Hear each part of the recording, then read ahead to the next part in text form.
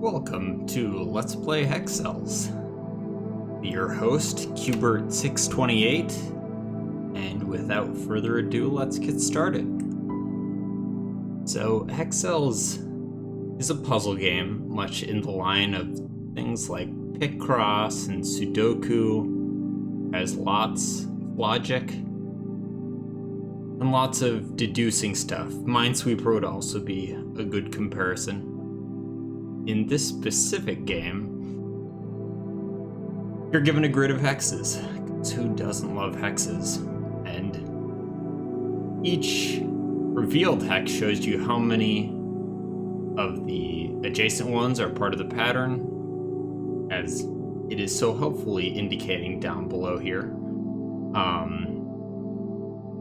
And from those numbers, you can deduce what the pattern is. So for instance, like these 0 guys, there's nothing next to them, so you can just reveal the hexes next to adjacent to them. So why don't we do that?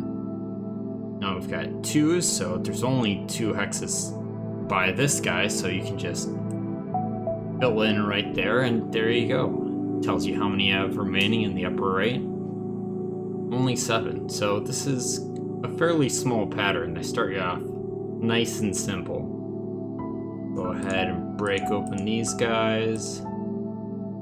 Keep going.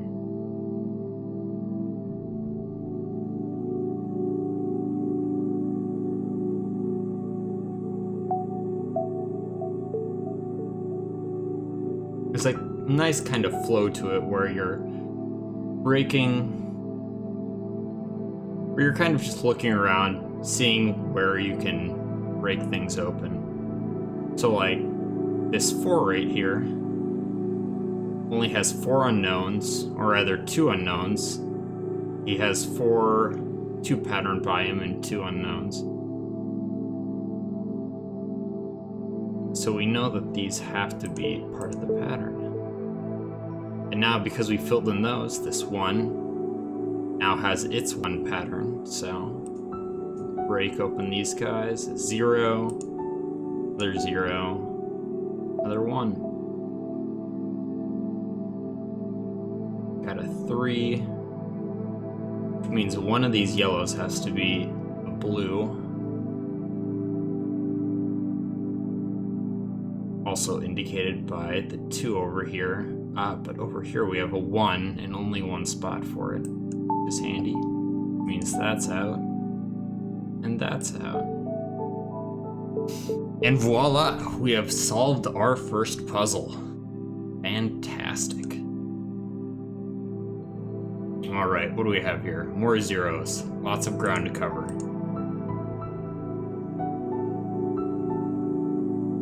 Okay, we've got some 2s with only 2 possibilities, so we'll just go ahead and fill those in.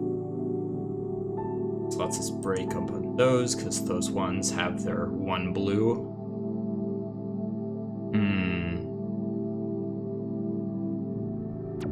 Oops, I meant to click. I meant to fill those in, not break them open. Whoops. It's easy to make mistakes in this game. There's only 2 controls, left and right click. If you click the wrong thing, you get one of these dreaded mistakes up here. Badge of shame. All who would click unwisely.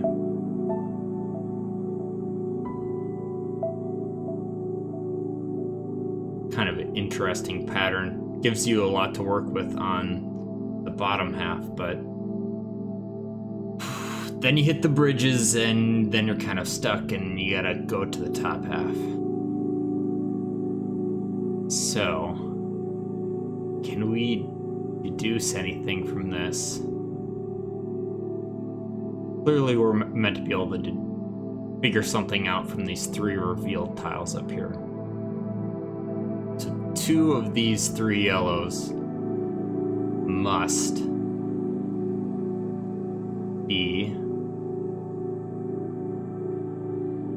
be part of the pattern. I get a feeling it's not the middle one.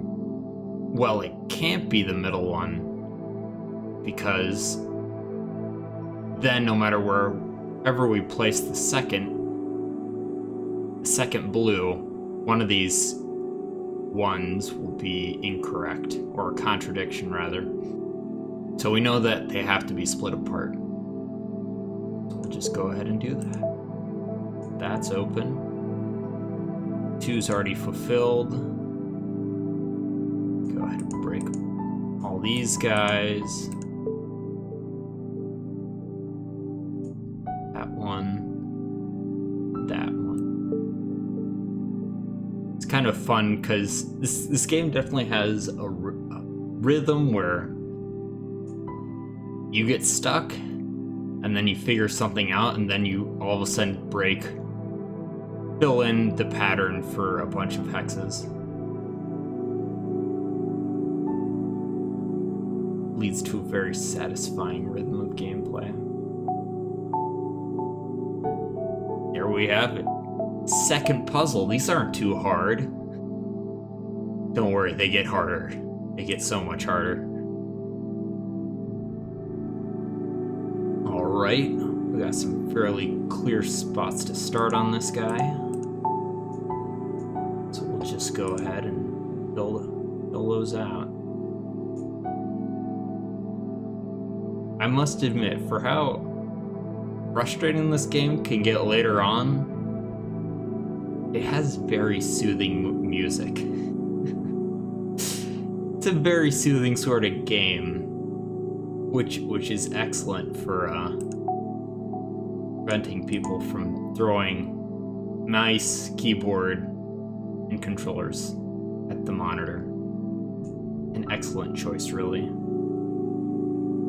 Okay, we've figured out this top left part. Now we've got the bottom and the top right. Okay, so once again, kind of like that last one, where we had the two up above with the 2 ones, we'll use 2 hexes instead of just 1 to figure out where some of the patterns are. So like for this guy, this 3, there are only 4 spots for us to put the 3 blue. And we know that these 2 hexes can only have 1 between them, because if they had 2, then this one would be wrong. So there's only 1 here, that means there must be 2 down here. Which is all well and good, but it doesn't really help us crack which one of these is part of the pattern. Okay, we can do something similar down here. Then we are a little stuck. Sometimes it definitely feels like you just have to take blind leaps of faith.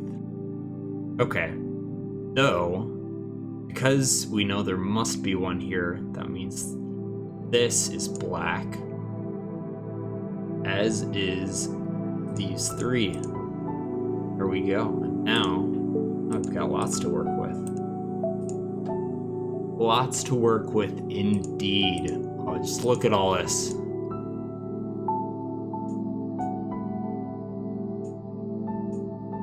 There's the top right.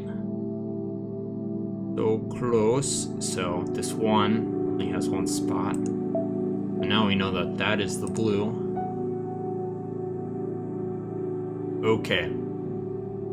Now, what's kind of cool in this is, in addition to all the information you get from just the board itself and all the clues on the hexes, you can also use the remaining up in the top right to deduce kind of where the last few are. So between these 4 tiles, we know there are only 2 blue remaining. The other 2 are black. So, which ones are they? There can only be 1 blue between those 2. These guys, and 1 blue. Or rather, there must be 1 in here because of this 1 on the bottom. So, we know that this is black. Because this guy's already accounted for in these 2 yellow hexes. We means that guy's blue. Because this guy already has his blue, this one in the middle. That's black, and this is blue. Hooray! Who knows, maybe we'll get through all of World 1 in this update. Oh, fancy. Okay, so now we get some fancier information. Braces mean that the blue hexes around a black must be connected. So, for instance, let's see here. Is there a good example? No, they don't really give you a great example to start out with. So let's take this 2 on the right, for instance. We know that it cannot be the split of the 2 because the bracket says they have to be connected. So it either must be the top 2 or the 2 on the left, which means in either case, this guy is filled in. And through a similar process of logic, we can see that there are only 4 spots for this 3 to be fulfilled. And if we put 3 here, or 3 on the bottom, because you can't have a split, either way, that guy's filled in. So let's go ahead and just look around, see, apply the same logic to everywhere. That's another 3, choose 2, so the middle one has to be filled. This one, choose 3 from 4, so these 2 must be filled, which has its entire left island figured out.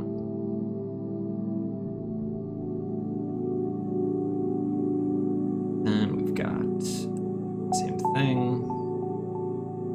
And now because there's a blue here, we know that cannot be part of the pattern because there's only 2, and if we wanted to reach over there, we'd need at least 3 connected. Zeros are always great, always fantastic. It means you get to click a lot of hexes. So let's just keep doing that. It's an easy one to fill out. It means we've got this entire top right portion done.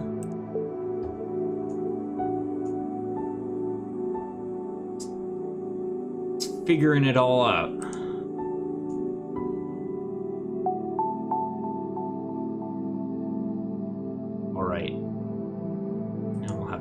Use a little more of that oh so dreaded logic. Or maybe not, maybe we can just cruise through this. Let's see, that 1 demands that this yellow be a blue, which means that's not there. That is there. Voila, not even a single mistake. Alright. Now, we've got the opposite. So the number through the line, or line through the number rather, means that there is at least 1 break in the hexes around that center. So for instance, this 2 here cannot have these 2 yellows be blue, because then they'd be connected, which means this guy must be blue, because he's the only other spot to put 1.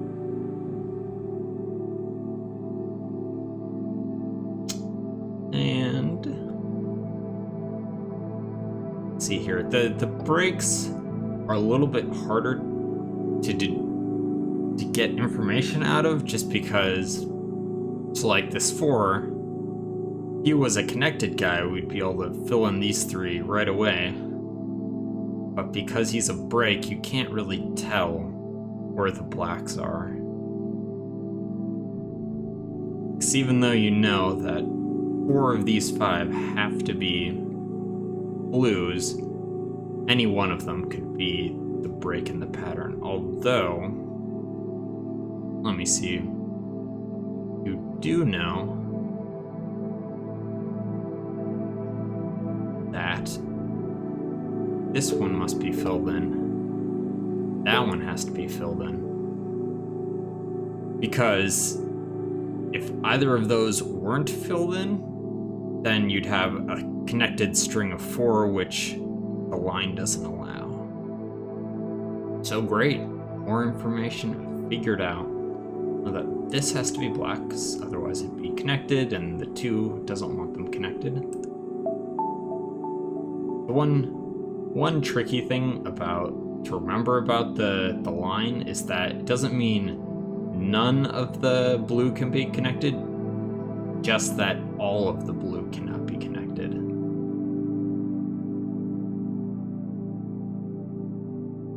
Must be at least one break. Okay, so what are we dealing with?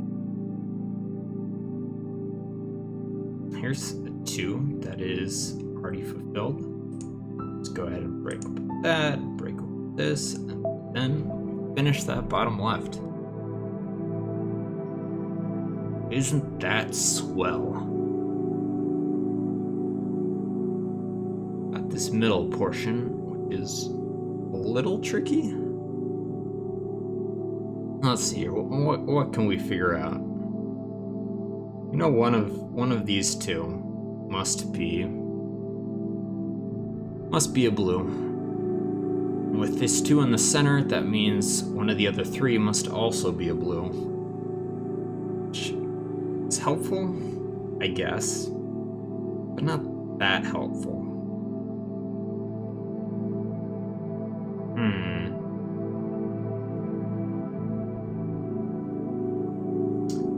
We only have 10 remaining, which is kind of too much to figure out anything from that. 10's a lot. You know, 2 of them have to be here.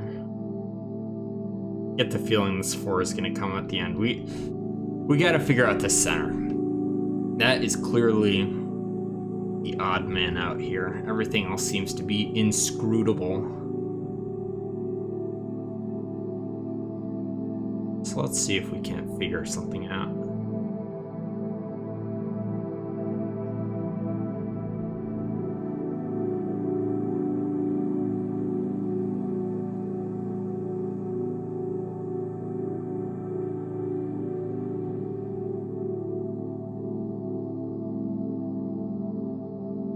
We know that these 2... Okay, that's handy. We know that these 2 cannot both be blue. Because otherwise, this guy would be...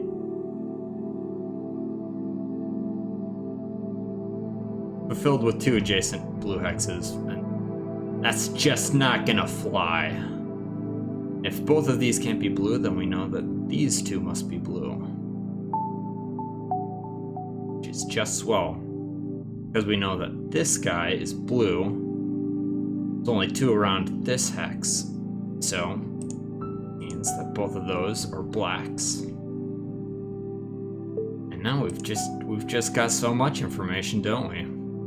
That's a black. That's a blue. That's already filled out. Now we're gonna get to finish off this 4. Boom. So finished. I meant to left click. Misclicks happen in this game. They're just a fact of life, and you gotta swallow the sadness at having a non-zero count of mistakes. You know how that one's gotta be filled out. Now we have 0 remaining, so just break open the rest. Alright, that'll be it for this time. Thanks for watching, and see you again soon.